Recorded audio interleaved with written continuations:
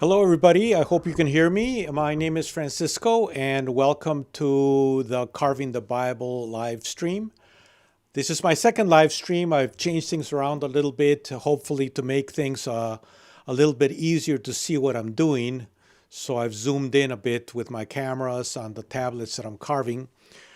For those of you who don't know, I'm carving the Bible in granite, and these live streams are basically where I comment on the verses that I'm carving, and I also carve them. So you can watch the carving in process, and you can also, I guess listen to my comments, but also you can make your own comments, and I welcome comments from anybody who's watching the live stream, comments on what I'm doing.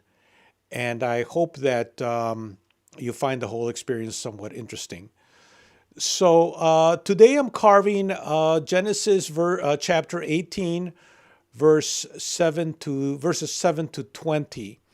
And these verses are still continuing with the visit to Abraham of the three men whom we are told are God and whom Abraham obviously interprets as either God or dignitaries of some sort.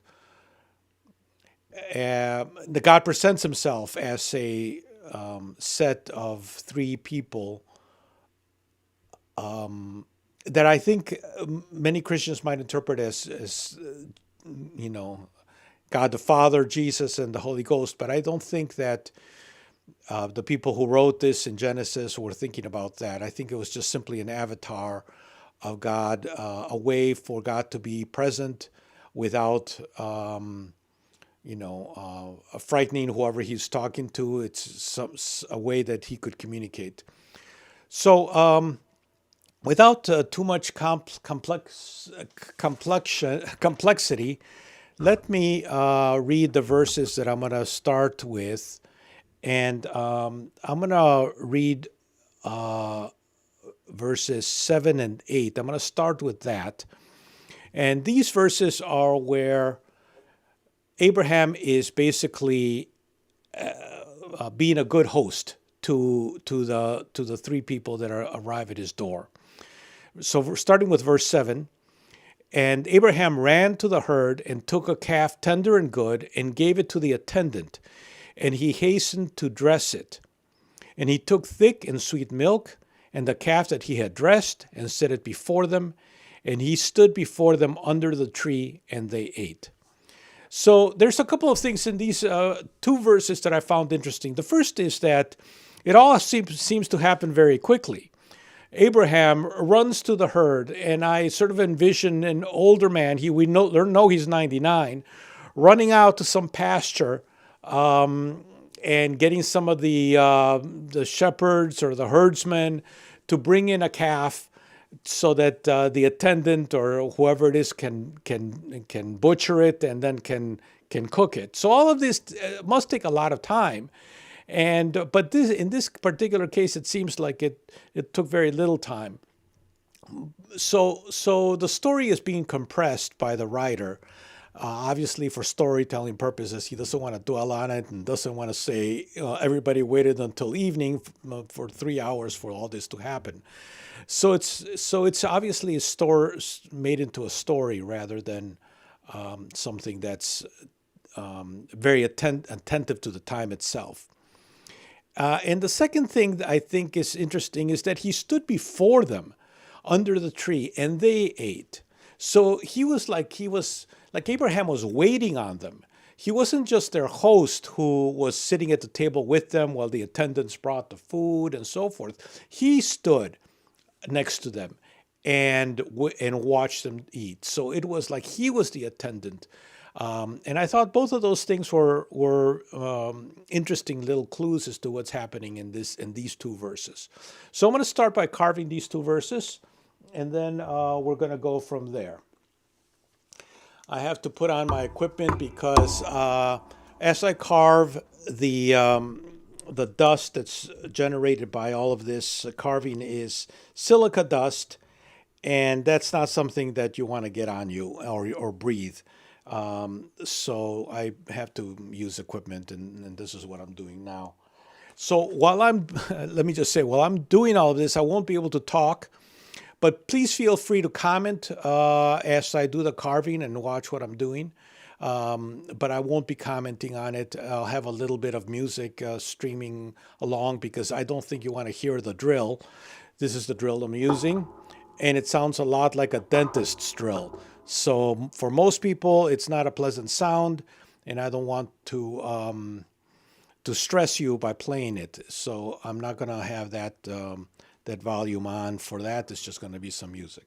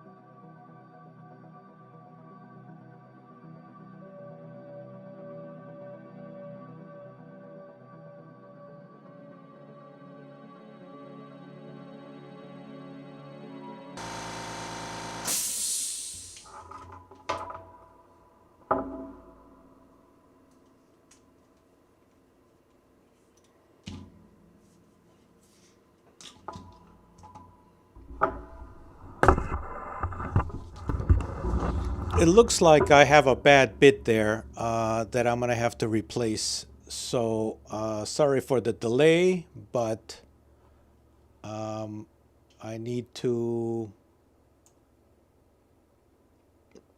I need to replace that bit. I'll be right back.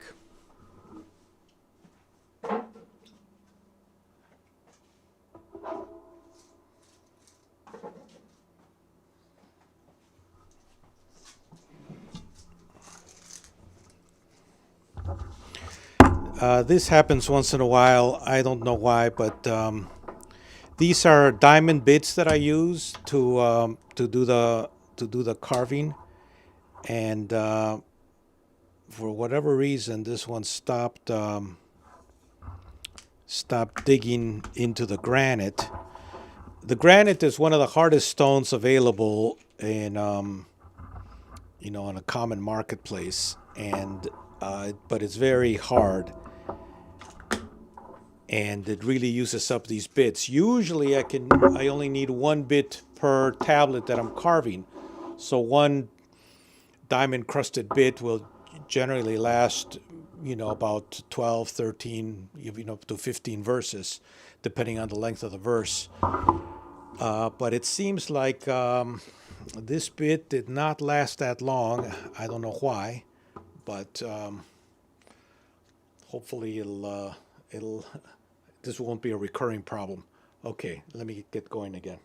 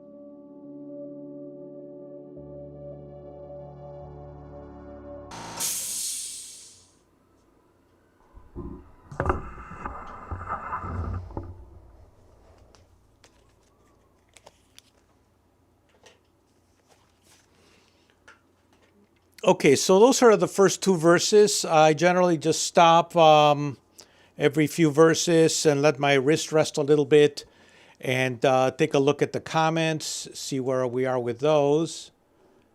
And actually, I don't know where the comments went. I'm new to live streaming. This is my second live stream, so this is probably something that happens. Unfortunately, I'm not really sure exactly how to deal with it. Let me see if I can find the comments.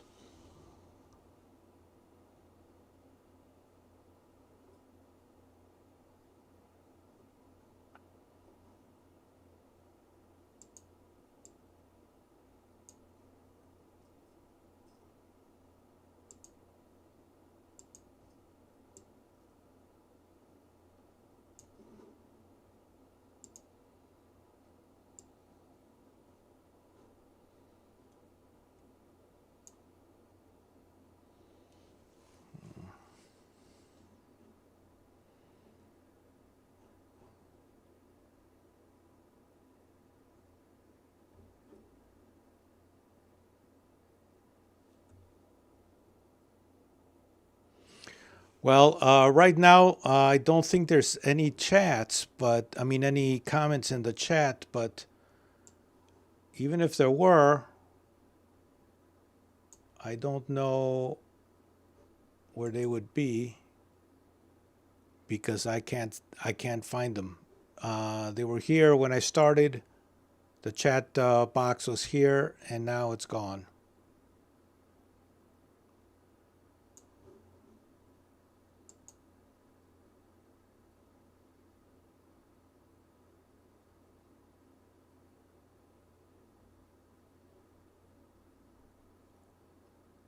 Yep. Okay. Well, sorry about that. It looks like we'll just have to do without that chat box for now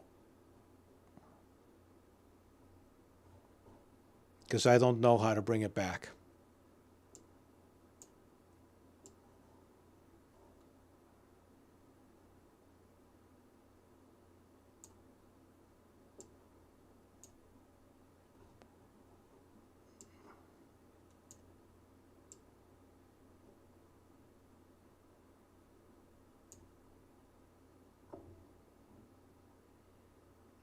I would ask one of you guys to tell me how to bring it back, except that I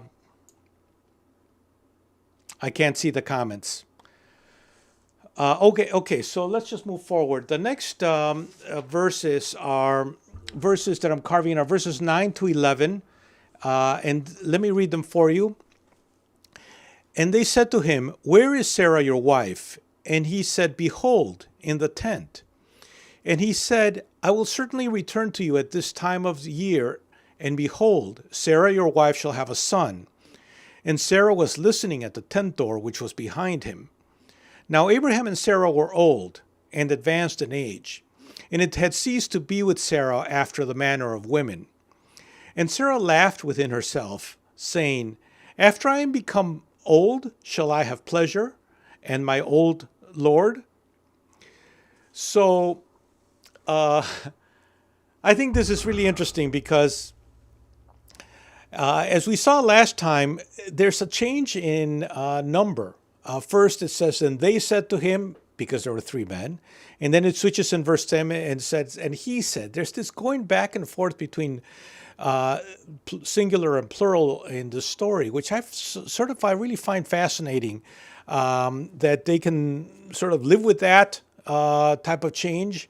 When I, with my modern grammatical sensibility, find that really strange that it's going back and forth like that. It's obvious here that the Sarah character here, she's laughing within herself because she thinks it's ridiculous that she, being so old, can actually get pregnant and have a child. And I think that she's acting as a little bit of a representative of the audience in the story. For the listeners, she's asking the questions that they would ask if they were hearing this story. They would be asking, wait a second, how is such an old woman and a husband who's 99 years old, how are they going to have a child? And she is sort of representing the audience by laughing to herself in this story. I also found that this one phrase, shall I have pleasure, interesting because it sort of has a little bit of a sexual connotation there. Is that shall she have sexual pleasure? That's the way I interpret that. I suppose it doesn't necessarily have to be. It could be, shall I have the pleasure of having a child, of experiencing motherhood myself? That kind of pleasure also can be there. But I think that there's a little bit of a sexual connotation there that can't be overlooked. Okay, so let me move along. I'm hoping that the chat box will somehow reappear because I like to be able to answer any questions you all might have, but I don't know why it's gone, and I don't know how to bring it back in the middle of the stream. Okay, so let me move forward with those three verses.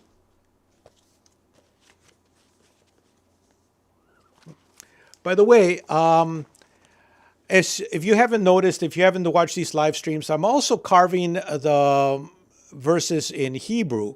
And that's because I'm using the Darby translation. It's an older translation, a little bit archaic, and sometimes a little bit awkward. But there's always a debate about translations, which ones are the best and so forth. So I decided as part of my carving project, I'm avoiding that problem by carving everything in English, and which is my language, and in Hebrew, or when I get to the New Testament, hopefully sometime, it would be in Greek.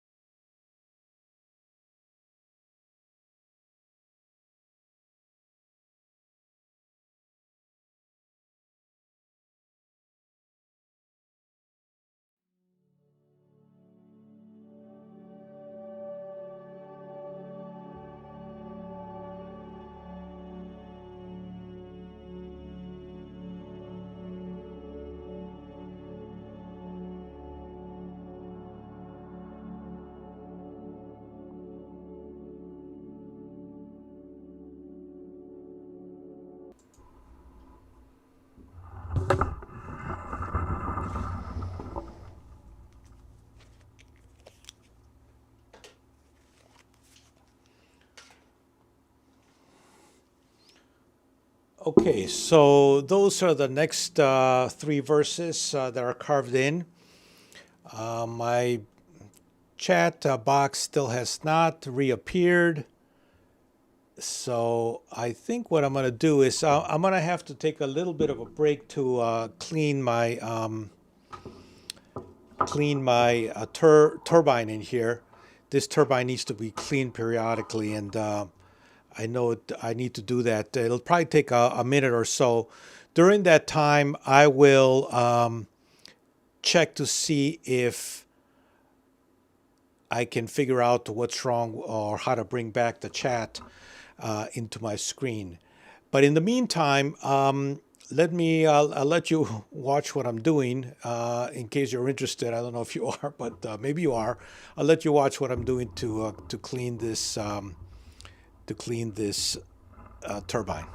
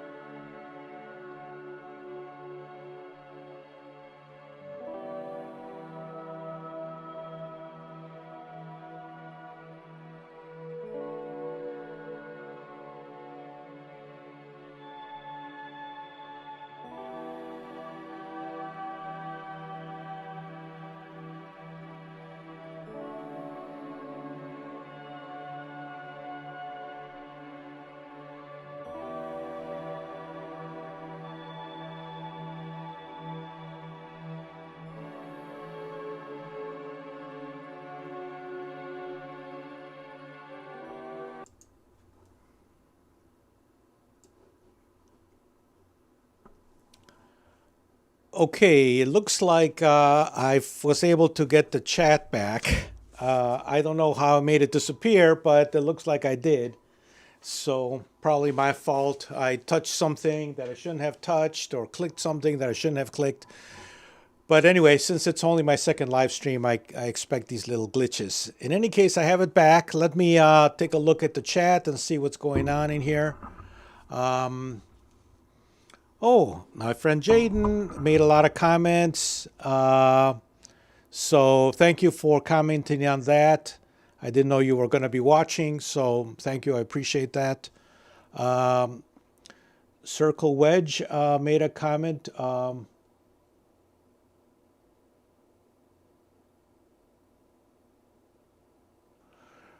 Words don't look as neat. I think that the reason that it wasn't they didn't look as neat is because there was a problem with my first bit. I don't know what was going on with it, but after I changed the bit, I think everything got a little bit better, and I guess I'm also maybe a little bit frazzled because so many things have gone wrong in this particular chat. My bit went bad. I lost the chat. I couldn't figure out how to bring it back. And there was something else that happened. I forget now. Anyway, there were three things. So I'm a little bit frazzled. And maybe because of that, it's not quite as neat. So I'm trying to sort of rush through things a little bit to keep you guys from getting bored. But no, my wrist is fine. So thank you very much for asking me that. Let me see what else we have here.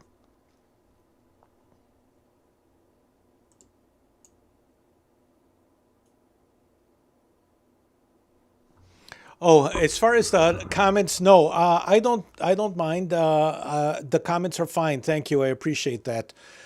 You're asking, but I think comments sometimes will be negative. I'm looking actually for any kind of feedback that I think would be useful. So I appreciate that. And when there's other people, as I get along and more people join these lives, I expect there will be more debate, and that's perfectly fine.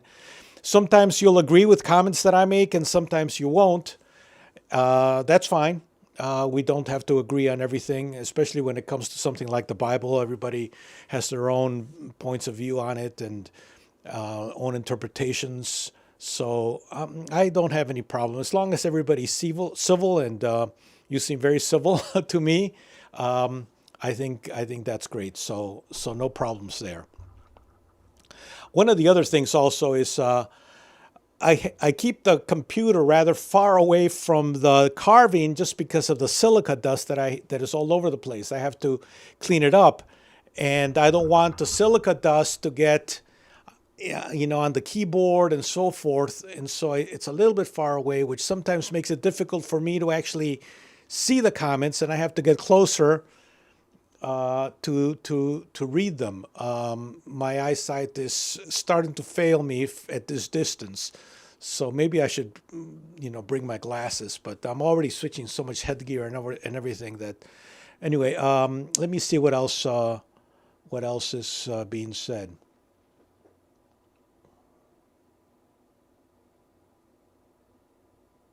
Okay, well, thank you. I appreciate your comments, Circle. They're actually quite useful, and I appreciate somebody actually watching. So I had a couple of people watching and commenting. So thank you. I appreciate that. Okay, so it's time to move forward. I'm going to start here with verse 13. So this is verses 13 to 15. And the Lord said to Abraham, "Why is this?" Sarah laughs, saying, "Shall I indeed bear when I am become old? Is any matter too wonderful for the Lord? At the time appointed, I will return to you, at this time of the year, and Sarah shall have a son." And Sarah denied, saying, "I did not laugh," for she was afraid. And he said, "No, but you did laugh." So I think that there's a couple of things here that I want to comment on that I think is interesting. One is that there's a repetition here again. In verse 10, the Lord says, I will certainly return to you at this time of year. And in verse 14, it's again, I will return to you at this time of year. And again, I think this kind of repetition is a way of for them of to create exclamation marks, to make it emphatic. It's a way to put an emphasis on something. We have all kinds of punctuation, but back then they didn't have the punctuation, and so I think that repetition was their way of punctuating an idea or a thought or a claim, and this was the way they did it. By the way, I don't know if you've noticed, but when I'm, excuse me, when I'm carving the Hebrew, I don't put in the diacriticals. So those are those little dots and dashes and other markings around the words, which are actually the vowels. And sometimes it's also punctuation. So it's vowels and punctuation. I'm skipping those for two reasons. One is that people who are familiar with Hebrew and read it every day, they don't use diacriticals. If you look at a Hebrew newspaper, for example, currently in Israel, there won't be any diacriticals. Those diacriticals are primarily used in poetry. They're used in the Bible, and they're used for children who are learning the language so that they know where the vowels go and how to pronounce certain words. So the second reason I'm not using them is because it would take way too long, and I don't have the instruments to actually make and put in all those diacriticals in a way that would be feasible. Especially since I'm trying to. My goal is to carve the whole Bible in granite, and that's going to take. My estimate is 2,300 tablets and about 15 to 20 years if I live that long. So I'm skipping the diacriticals, and that means that well, actually, it doesn't mean anything. I just wanted to let you know since we were talking about punctuation. The other thing that I noticed that I thought was sort of interesting and rather cute was verse 15, where Sarah denies that she was laughing, and Abraham is telling her, "No, but you were laughing." It reminds me of this older couple, who've known each other for decades and are having this little quarrel. And you see these kinds of people sometimes when you're out at Walmart or something and they're talking to each other. You can tell that they love each other and they get along, but they have this little quarrel. And this is the way it seems to me. It's like, oh, I wasn't laughing. And it's like, oh, yeah, you were laughing. And I think that was interesting. But that if we think about Sarah as the representative of the audience in the story, sort of saying what they're thinking, I think when the Lord says, "Why is it that Sarah laughs? And is any matter too wonderful for the Lord?" Uh, the story is speaking directly to that reader, or in the case of the people at that time, probably that listener, because they didn't read for the most part. They had to listen to these stories. So those are the two things that I find interesting in these next few verses that I'm going to be carving. Okay, let's see. Before I start, if there's anything else.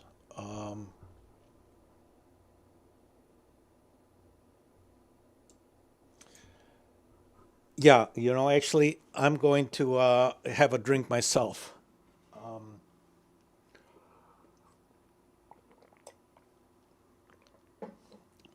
Thank you for reminding me because this is thirsty work. Okay.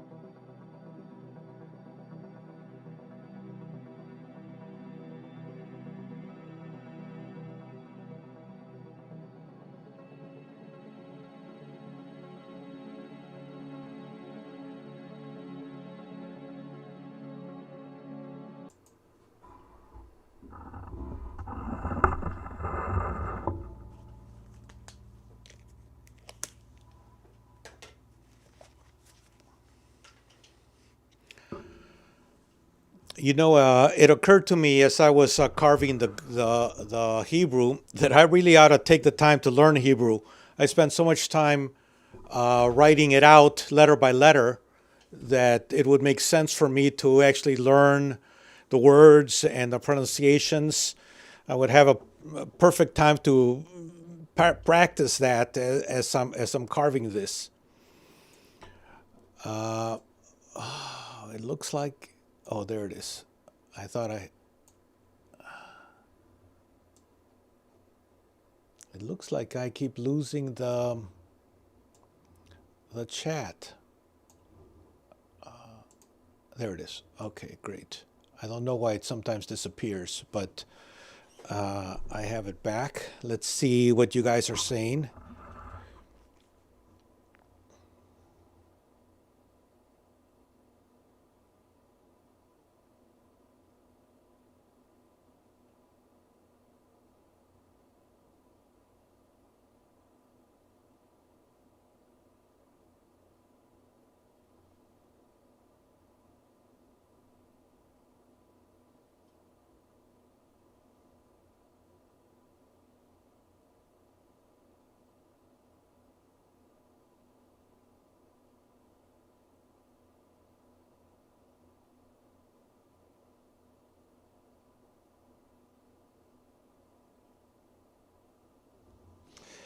Yeah, one thing about the size of the letters, I try to find a balance between the the size of the letters and the amount of granite that I'm using, because granite is so expensive. I don't want to make the letters too big. I want to try to fit as many verses into each tablet as possible, and so I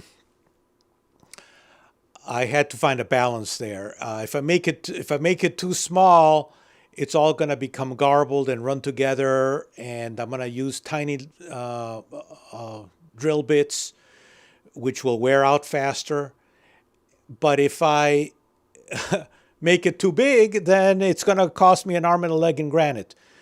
So that's the tension there. I picked what I thought was a good compromise between the two things.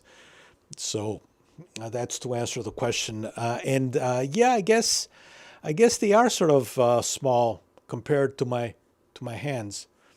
Keep in mind that each of these tablets is 1 foot wide, and I would say 60% of that width is taken up by the English and about 40% by the Hebrew. The Hebrew tends to be a lot tighter of a language, so I use a slightly larger type and give it a little bit of extra space, and then each verse more or less aligns with each other. Okay, so I'm going to move forward with the next verse or next set of verses, and that would be verses 16 to 18, starting with verse 16. And the men rose up thence and looked towards Sodom, and Abraham went with them to conduct them. And the Lord said, Shall I hide from Abraham what I am doing? Since Abraham shall indeed become a great and mighty nation, and all the nations of the earth shall be blessed in him. I found what I found interesting here is that God is sort of speaking to himself. Shall I hide what I am doing from Abraham? And it makes me wonder a couple of things. Why was that even a question? And then ultimately we get the answer that he's not going to hide it from Abraham. But the reason the reason this question comes up is it says, since Abraham shall indeed be a great and mighty nation, and all the nations of the earth shall be blessed in him. What I found really interesting there is that he expects that Abraham will be father of a nation that will be a model or some kind of leader, some kind of light in the darkness, I guess. And by asking, shall I hide from Abraham what I am doing? What I What I'm guessing, or what I'm thinking about this, is that it's questionable. What he is planning to do is questionable, and so if he wants Abraham to be this sort of shining city, should Abraham know what is going to happen? That's the way I'm interpreting this. Now, I'm not a Bible scholar, and I'm not a theologian, so I don't know if my interpretation is correct, but that's the way I'm reading it. Otherwise, why would the Lord say, "Shall I hide from Abraham what I am doing?" And give the reason for the possibility of hiding it is that Abraham is going to be a mighty nation, and the nations of the earth shall be blessed by him. And I think that we'll understand a little bit better in verse 19 and 20. And I think, frankly, verse 19 of this chapter 18 of Genesis is one of the most revealing verses in all of the Hebrew scriptures. It tells us what the project is, what the goal is for Abraham and his descendants. So I'm going to carve 16 to 18, and then we'll take a look at 19 and 20. And I'm looking forward to any comments that you might have about verse 19, because I think it's really a seminal verse in this endeavor that God is taking with Abraham. All right, let me see if you have any other comments before I begin the carving part. Yeah, the granite is 1 foot wide and 2 feet long, and you know what I think I'm going to do at the beginning of each live stream. I'm going to show the final version of the previous live stream. I take images, I take photos of each tablet, and it might be fun for you all who follow this to see what the final tablet looks like. You can also see them on some of the other videos that I do. You can see the final tablets, but that might be fun to do during the lives. Okay.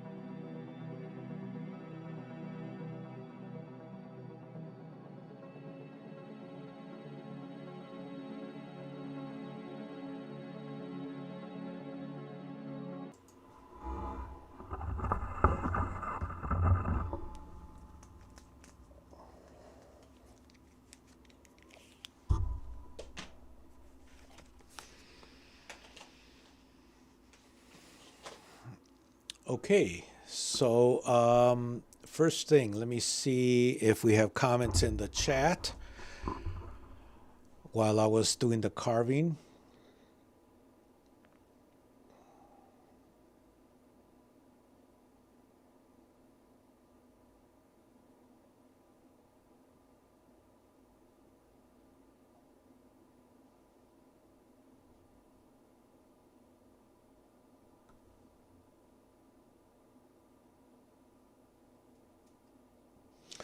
Yeah, sometimes it's hard with the template and everything to see exactly what I'm doing. So I have a little extra light that I sometimes turn on if am having a hard time interpreting what the actual punctuation is.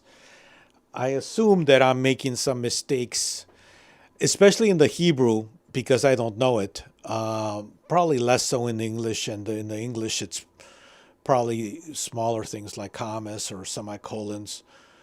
But in the Hebrew, I sometimes worry that I'm actually making some mistakes, and because I don't know Hebrew, I am not picking up on them.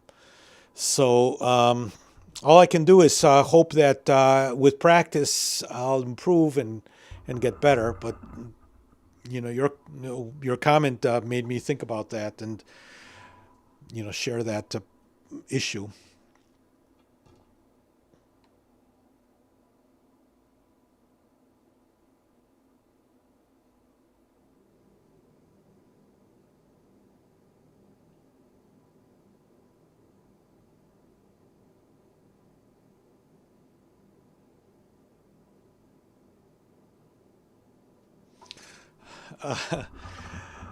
Yeah, it certainly gets dusty. There's no doubt about that. And that's why I wear this mask, because this is silica dust, and it's an abrasive, corrosive dust that you should not breathe in. So while I'm carving, I wear a mask, and I wipe it down. I have these wet rags that I use to actually try to wipe it down and keep down some of the dust. I also have cats who, when I'm not carving, they hate the sound of the compressor, so they never come down when I'm doing it. But when I'm not doing it, they wander around, and I don't want this dust to get on their fur, and then they'd lick it off. It would just create a problem. But yes, there is dust. Nothing to do about that. Okay, so only a couple more verses to go. Verse 19 and 20. So let me just read this. This is verse 19. For I know him that he will command his children and his household after him, and they shall keep the way of the Lord to do righteousness and justice, in order that the Lord may bring upon Abraham what he has spoken of him. And the Lord said, because of the cry of Sodom and Gomorrah is great, and their sin is very grievous. So I was particularly taken by verse 19, which is really the reason why he decides to share with Abraham what he is doing. And let me repeat that. For I know that he will command his children and his household after him, and they shall keep the way of the Lord to do righteousness and justice. So the issue is really, what is Abraham's role? What is his purpose? It seems like his purpose is to do righteousness and justice, and to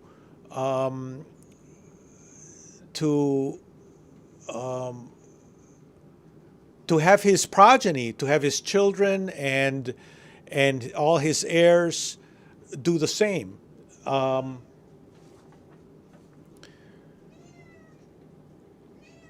That he will command his children and his household after him, and they shall keep the way of the Lord.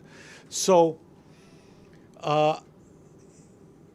I think that in some ways this sort of encapsulates the whole of the Old Testament, and probably the New also. to do righteousness and justice, and that is really a very, very clear sign here. And this is not the first time that righteousness and justice have been mentioned in the Old Testament, but I think it's the first time that it's actually struck me. Those two words have struck me. And I've done a little bit of research on what those words meant in Hebrew, and I think that we think about justice as a primarily a legal thing, but I don't think that the word in Hebrew was limited to legality. It was about fairness. It was about equity. It was about treating people properly. And righteousness was the activity of carrying out of justice. So the justice was ultimately what is the right thing to do in a particular circumstance, and righteousness is the actual doing of that. So that's what I got out of looking into those two words and what they meant in Hebrew. And I think that in the next few verses, when Abraham is really negotiating with God about Sodom and Gomorrah, we will see that those two concepts of righteousness and justice and what this means sort of carried out in practice. And I think this is partly what the story is telling us. So that's what I got out of it. And then if you have other ideas, please feel free to comment. You don't have to agree with me, but I would be interested in seeing what you have to say. Okay, so let me just finish up with these last two verses.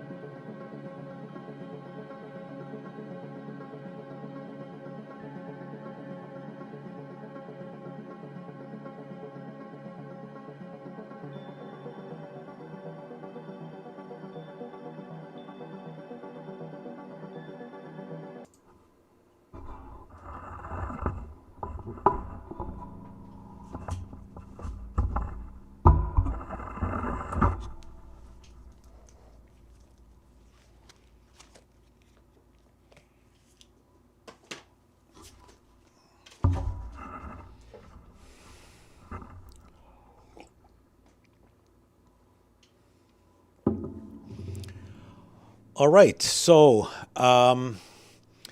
that's the carving for this tablet. Let me see if I can grab the chat.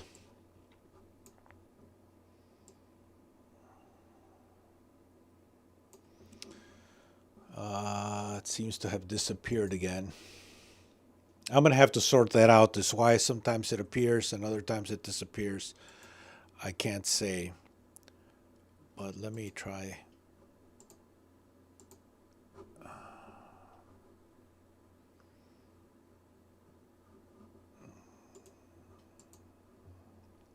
Hold on.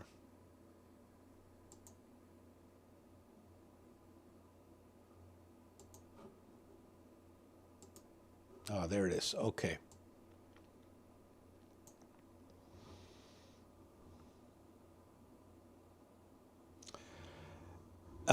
Yes, 10:45.